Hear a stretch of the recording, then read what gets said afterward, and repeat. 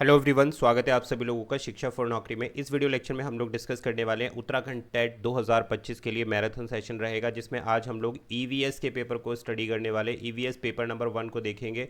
और ये marathon questions आप लोगों के लिए रिवीजन के लिए बहुत इंपॉर्टेंट है। पेपर से पहले आप इन प्रश्नों को देख के जाइए, आप लोगों के लिए एक बढ़िया रिवीजन हो जाएगा एनवायरमेंटल स्टडीज़ का, क्योंकि ईवीएस के क्वेश्चंस काफ़ी ईजी भी आते हैं और कई बार कन्फ्यूजिंग हो जाते हैं। तो प्रैक्टिस जितनी ज़्यादा से ज़्यादा करके जाओगे, जितने ज़्यादा से ज़्यादा नंबर ऑफ क्वेश्चंस को आप देख के जाओगे, उतने अच्छे से आप अटेम्प्ट कर सकते हो ईवीएस वाले सेक्शन को। पेपर नंबर 1 की बात कर रहे हैं हम लोग। ऑलरेडी एक मैराथन सेशन हम डिस्कस कर चुके हैं, ये दूसरा मैराथन सेशन है। दोनों सेशंस को एक बार ज़रूर देख लेना एग्जाम में जाने से पहले। स्टार्ट करते हैं अपनी आज की इस वीडियो को लास्ट तक देखना भाई। टेलीग्राम पर कनेक्ट कर लेना, वहाँ सारे वीडियो के लिंक मैं अपलोड कर रहा हूँ, जितनी भी वीडियोज़ मैंने डाली हैं। अभी लास्ट वीडियो जो डाली है वो मैंने सीडीपी के इंपॉर्टेंट टॉपिक्स की मैंने एक वीडियो डाली है, और उसमें मैंने समझाया भी है आपको, इन टॉपिक्स को एक्सप्लेन भी किया है। ज़रूर जाकर देख लेना पेपर से पहले जो है, और उसकी पीडीएफ भी आपको टेलीग्राम पर मिल जाएगी। स्टार्ट करते हैं क्वेश्चन नंबर 1 से।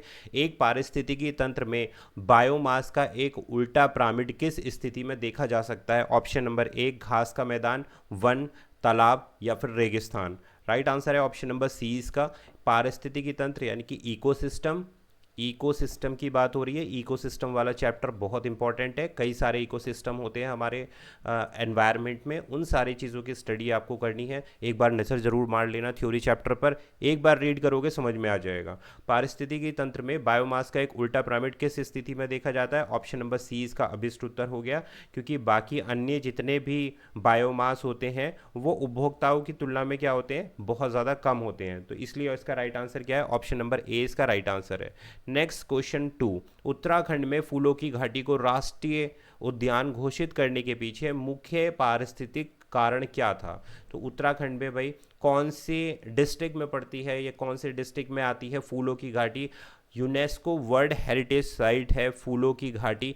तो यहाँ से प्रश्न जो है बहुत सारे बन जाते हैं। इसको जो है राष्ट्रीय उद्यान घोषित करने के पीछे मुख्य पारिस्थितिकी कारण क्या था? दुर्लभ औषधीय पौधों का संचित करना, स्थानीय जीवों की रक्षा करना, एक विशेष वनस्पति जैव वनस्पति क्षेत्र को सुरक्षित करना, या लुप्त प्राय वन्य जीवों के लिए आवास प्रदान करना। तो इसका मुख्य उद्देश्य क्या था फूलों की घाटी का? ऑप्शन नंबर सी इसका अभिष्ट उत्तर है, एक विशेष वनस्पति क्षेत्र की सुरक्षा करना। भाई यहाँ पर विभिन्न प्रकार के क्या पाए जाते हैं? फूल पाए जाते हैं। फूलों की विभिन्न प्रकार की प्रजातियों को संरक्षित किया गया है, इसलिए इसका नाम फूलों की घाटी पड़ा है। इसीलिए इसको राष्ट्रीय उद्यान घोषित किया गया है, यूनेस्को द्वारा वर्ल्ड हेरिटेज साइट में इसको सम्मिलित किया गया था। तो ऑप्शन नंबर सी इसका राइट आंसर है। यहाँ पर एल्पाइन के, और ये भी पूछ लेते हैं मुख्यतः किस प्रकार के फूलों की दुर्लभ प्रजाति यहाँ पर देखी जाती हैं? जो एल्पाइन फूलों की दुर्लभ प्रजातियां और अद्वितीय वनस्पति क्षेत्र को संरक्षित करने के लिए विशेष वनस्पति क्षेत्र कौन से हैं? इनमें से मुख्य रूप से एल्पाइन फूलों की दुर्लभ प्रजातियां यहाँ पर देखी जाती हैं।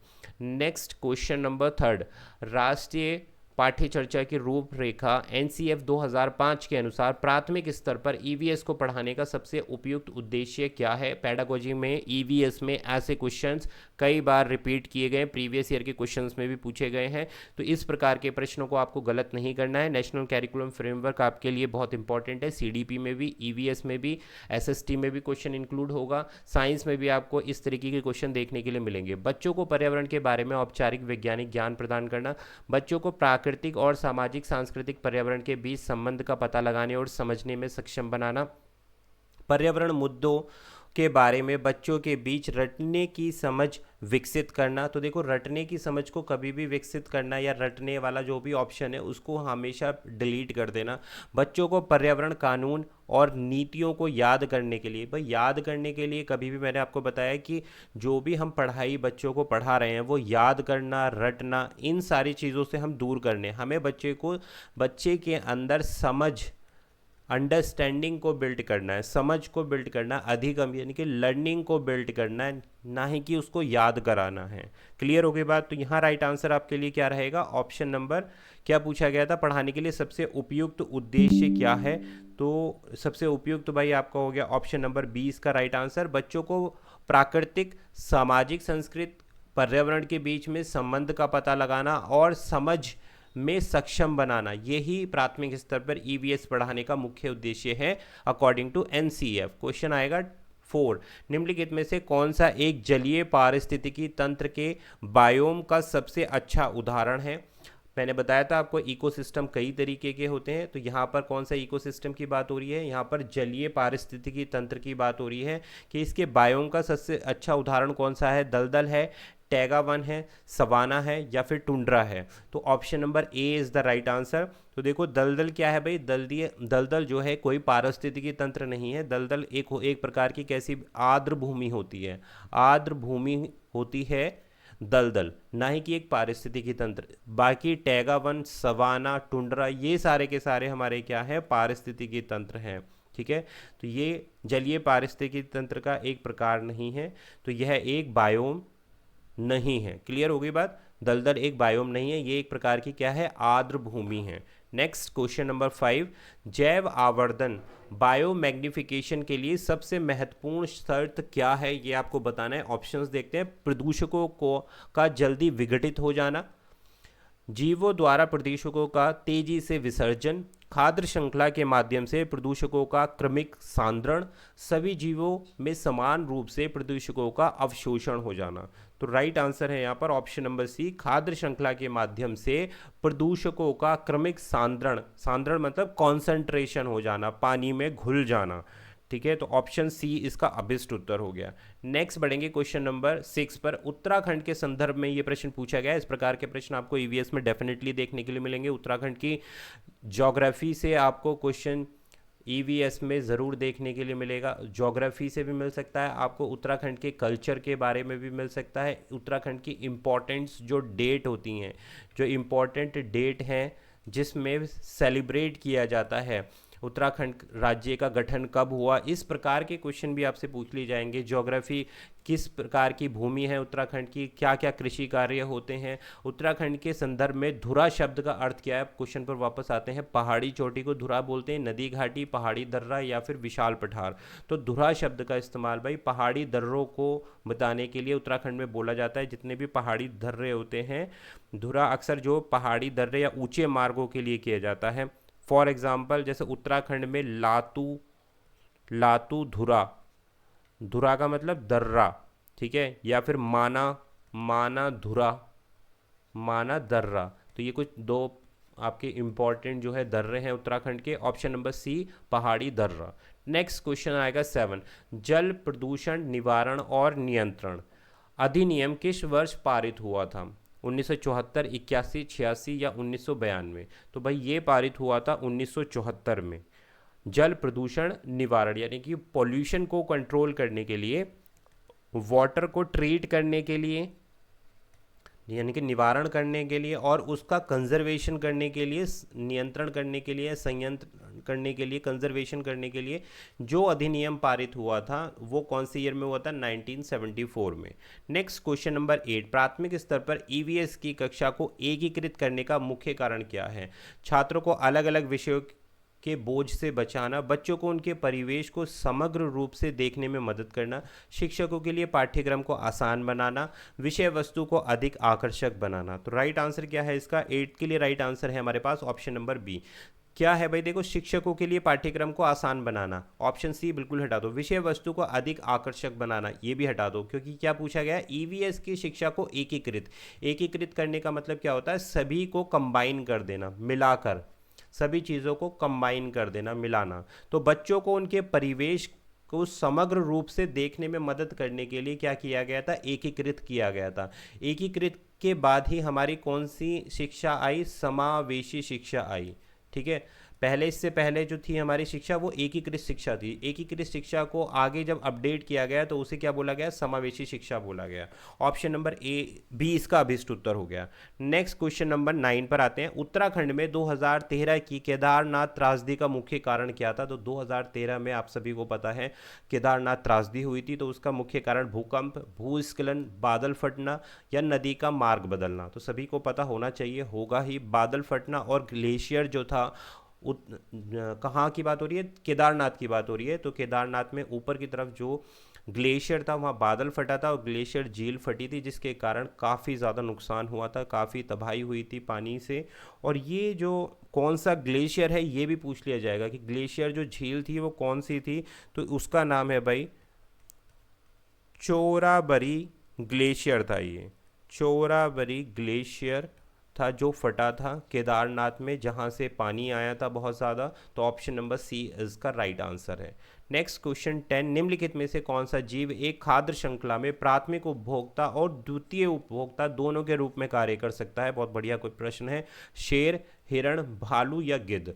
तो देखो, जो ओमनीवोरस होते हैं, ओमनीवोरस जो होते हैं वो क्या होते हैं? दोनों ही होते हैं, हर्बीवोर्स प्लस कार्निवोर्स। अब आप कहोगे सर ये क्या बोल रहे हो आप इंग्लिश में? भाई ये ऐसे टर्म्स हैं जो आपने छोटी क्लास में अपने 6, 7, 8 क्लास में पढ़ी होंगी। ओमनीवोरस को हिंदी में क्या बोलते हैं मुझे ध्यान नहीं आ रहा है अभी।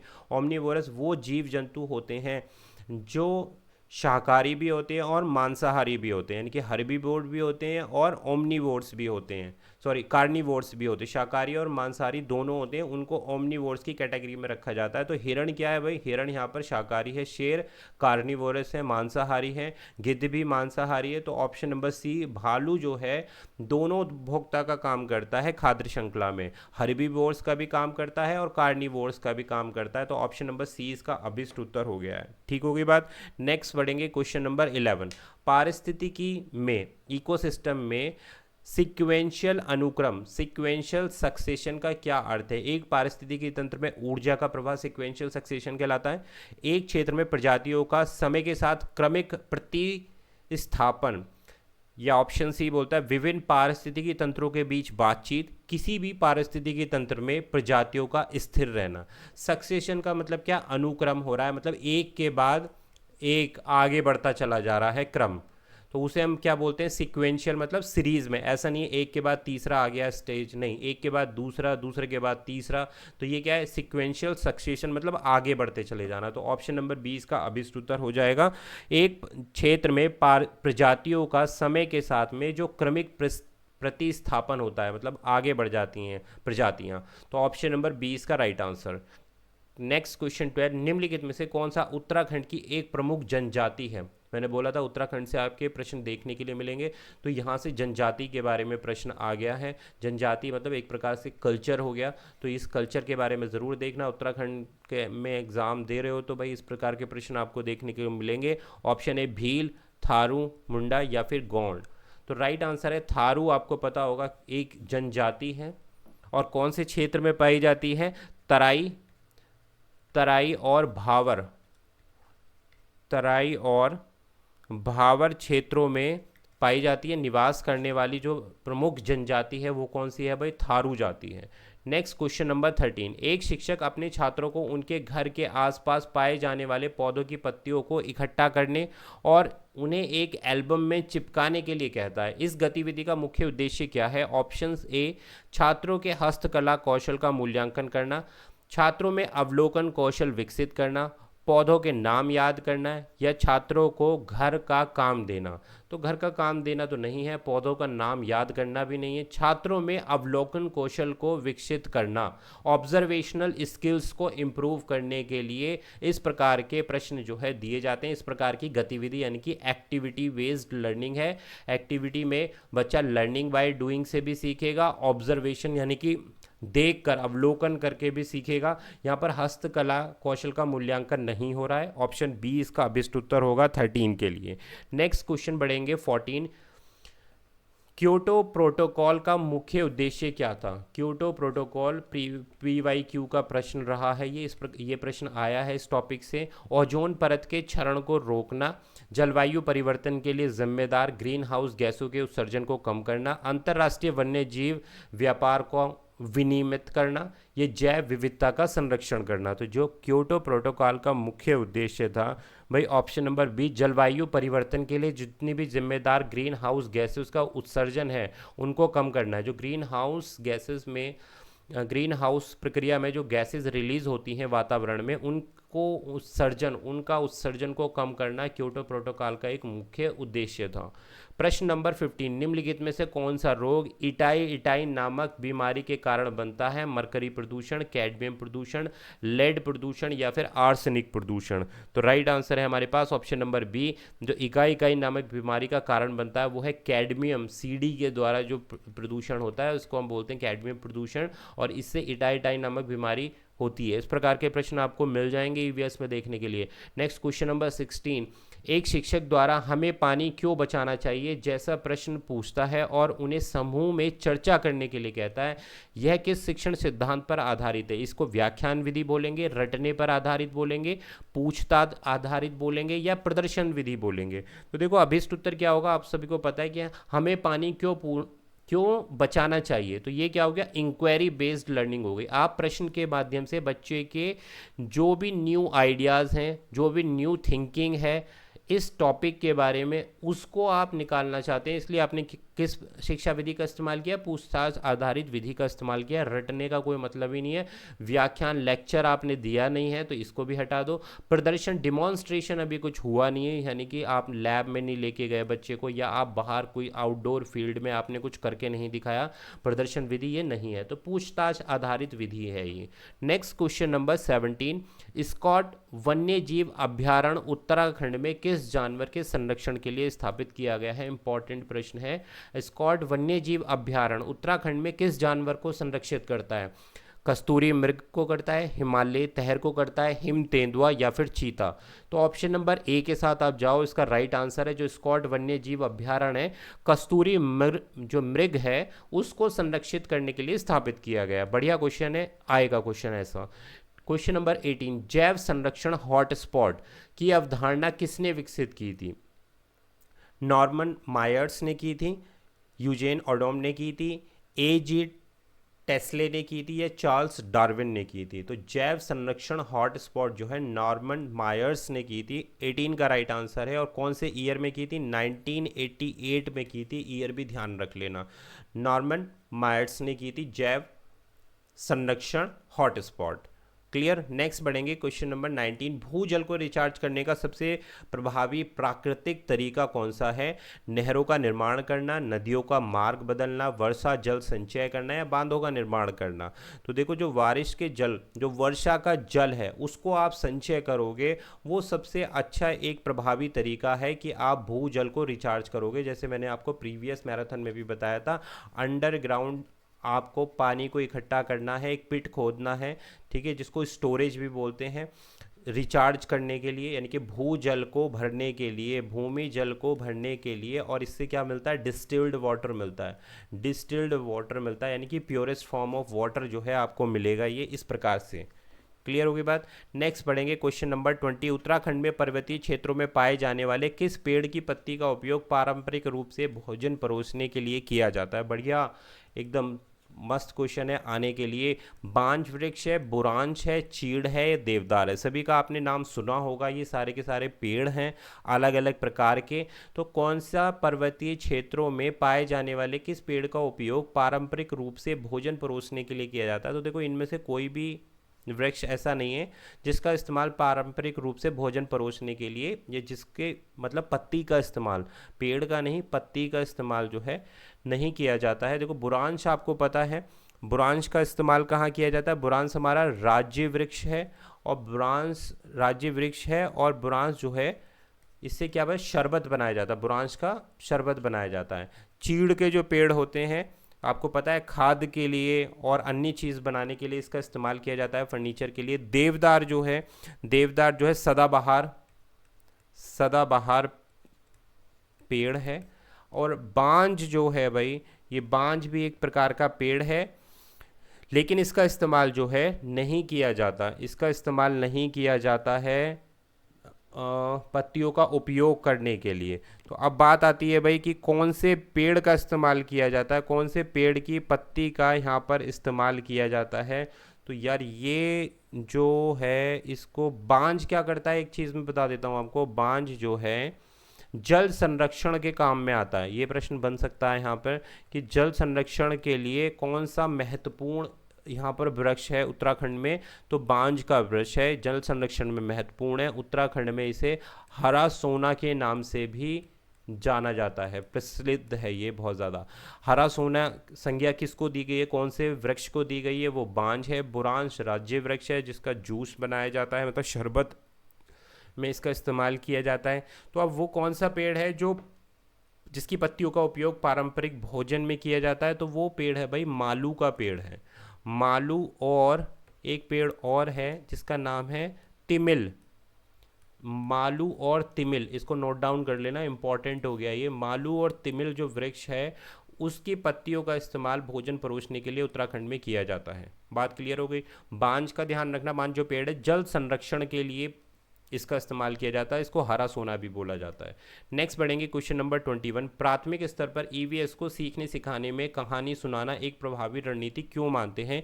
ये छात्रों को निष्क्रिय श्रोता बनाता है? जी नहीं, कहानी सुनाना कभी भी निष्क्रिय श्रोता नहीं बनाएगा, सक्रिय श्रोता रहेगा। यहाँ पर एक्टिवली पार्टिसिपेट करता है बच्चा कहानी सुनने में।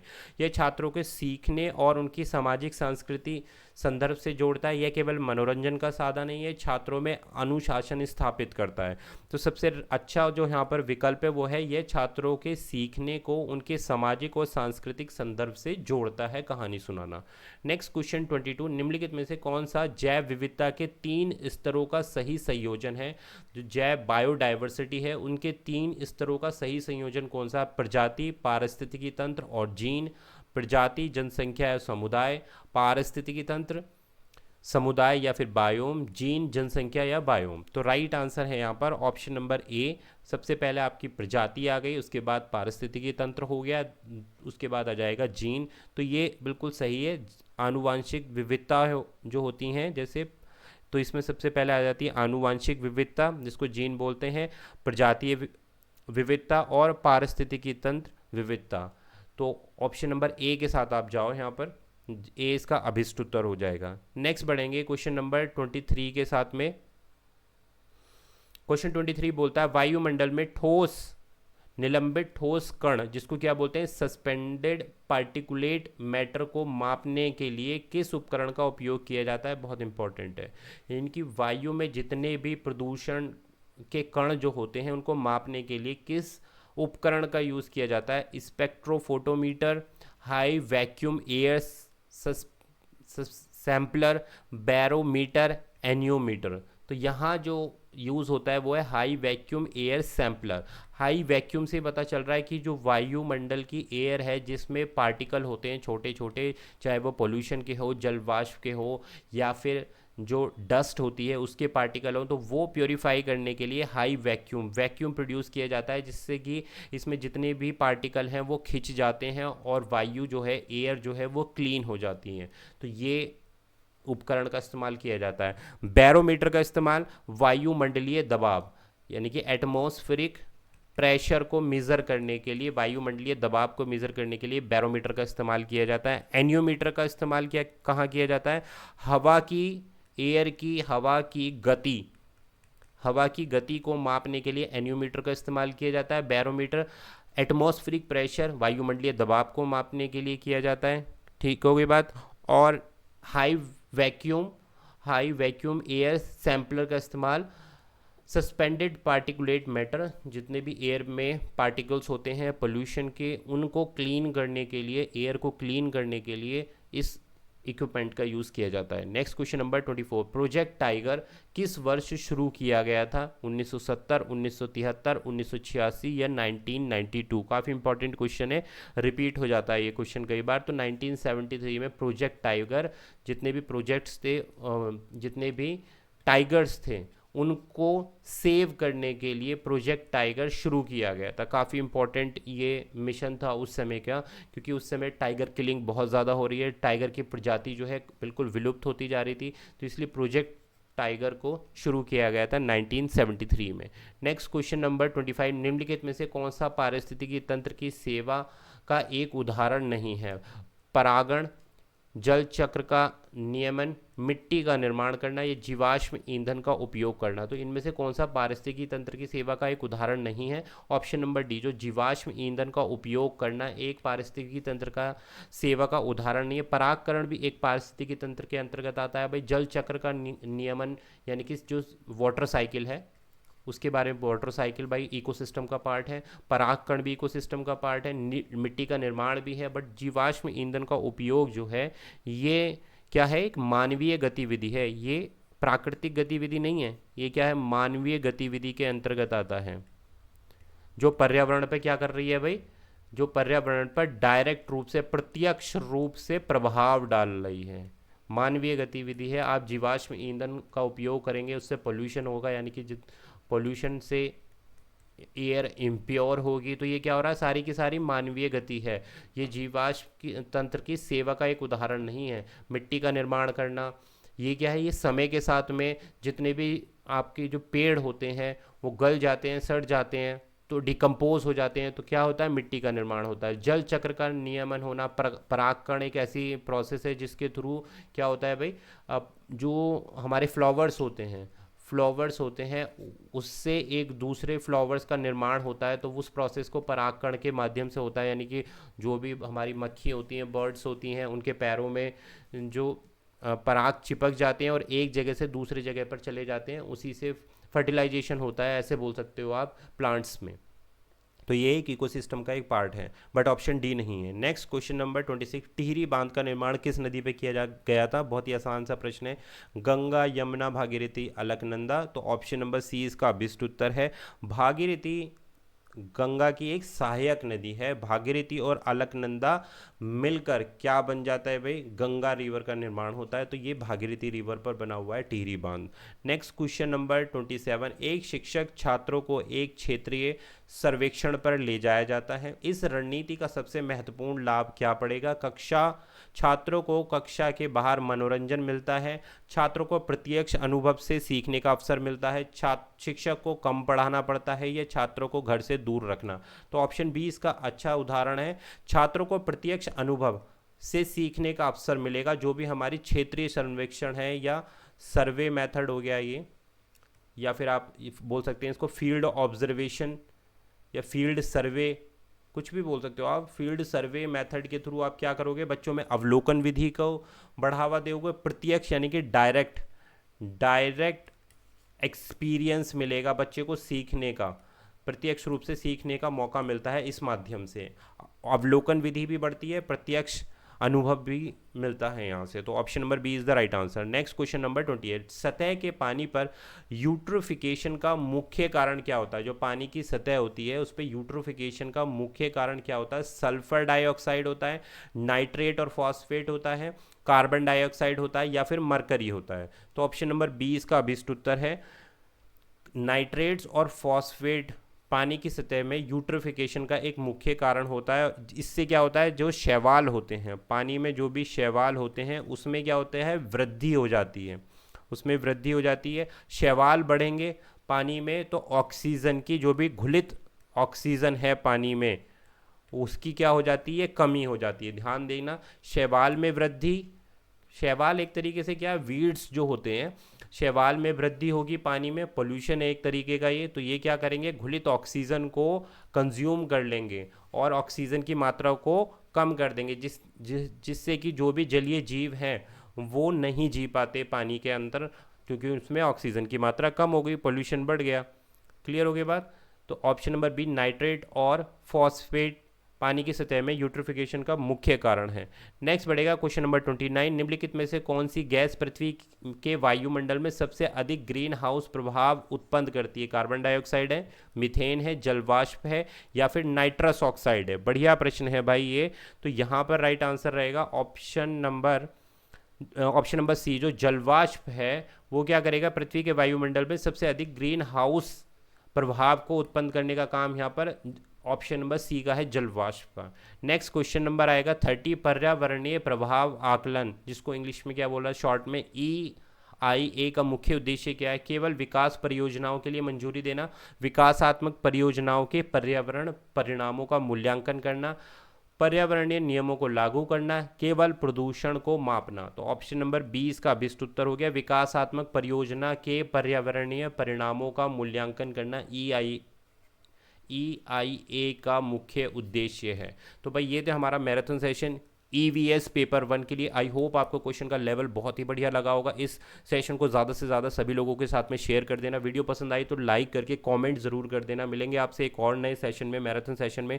तब तक चैनल को सब्सक्राइब कर लो और एक लाइक और एक कमेंट लीव कर दो। Thank you for watching.